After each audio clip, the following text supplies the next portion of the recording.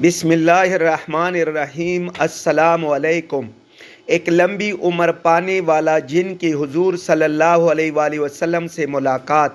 فاتح عرب در نجم سیدنا فاروق اعظم رضی اللہ عنہ فرماتے ہیں کہ ایک مرتبہ میں اللہ کے رسول صلی اللہ علیہ وآلہ وسلم کے ساتھ تہامہ نامی پہاڑی پر کھڑا تھا کہ اچانک ایک شخص آیا جس کے ہاتھ میں لاٹھی تھی۔ وہ نہایت نحیف، ضعیف اور کمزور نظر آدمی تھا۔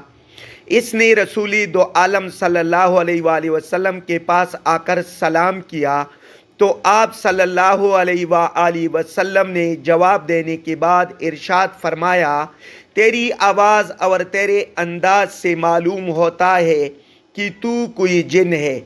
اس نے عرض کیا، اللہ کے رسول صلی اللہ علیہ وسلم میں جن ہو۔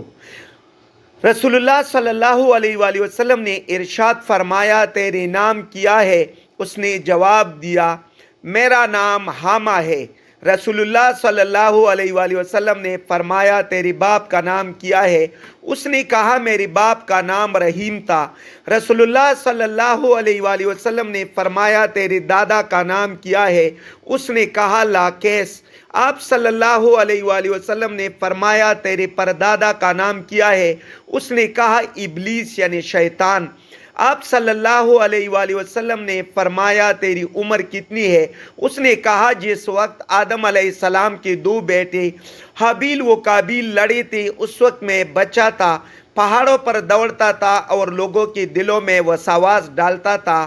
آپ صلی اللہ علیہ وآلہ وسلم نے فرمایا، اس وقت تیرا یہ حال تھا، تو اب کیا کرتا ہوگا؟ اس نے کہا، محبوب خدا، مجھ پر ملامت نہ کیجیے، میں نے حضرت شیش علیہ السلام کے ہاتھ پر کلمہ پڑھا، حضرت نوح علیہ السلام کے ساتھ کشتی میں سوار رہا، حضرت ابراہیم علیہ السلام کا زمانہ دیکھا، حضرت موسیٰ کلیم اللہ علیہ السلام سے میں نے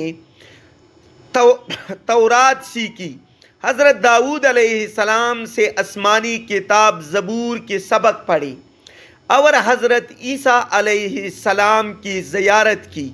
تو انہوں نے فرمایا تھا کہ ایک آخر الزمان نبی آئیں گے، اگر تیری ان سے ملاقات ہو تو میرا سلام عرض کرنا۔ اے اللہ کے محبوب، میں انبیاء کے سلام لے کر آپ کے پاس آیا ہوں۔ سیدنا عمر فاروق رضی اللہ عنہ فرماتے ہیں کہ اس کے بعد حضرت صلی اللہ علیہ وآلہ وسلم نے اس کو کچھ صورتوں کی تعلیم دی اور پھر وہ جن چلا گیا۔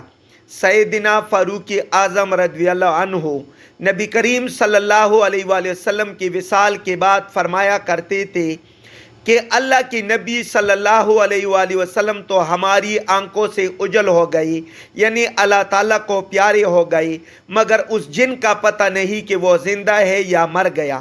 تفسیری عزیزی از شاہ عبدالعزیز رحمۃ اللہ علیہ، یہ واقعہ تفسیری عزیزی سے ماخوذ کیا گیا ہے۔ شاہ عبدالعزیز رحمۃ اللہ علیہ نے اس کتاب میں یہ واقعہ لکھا ہے اور یہ واقعہ ہم نے وہاں سے نقل کر کے یہاں آپ لوگوں کو سنا۔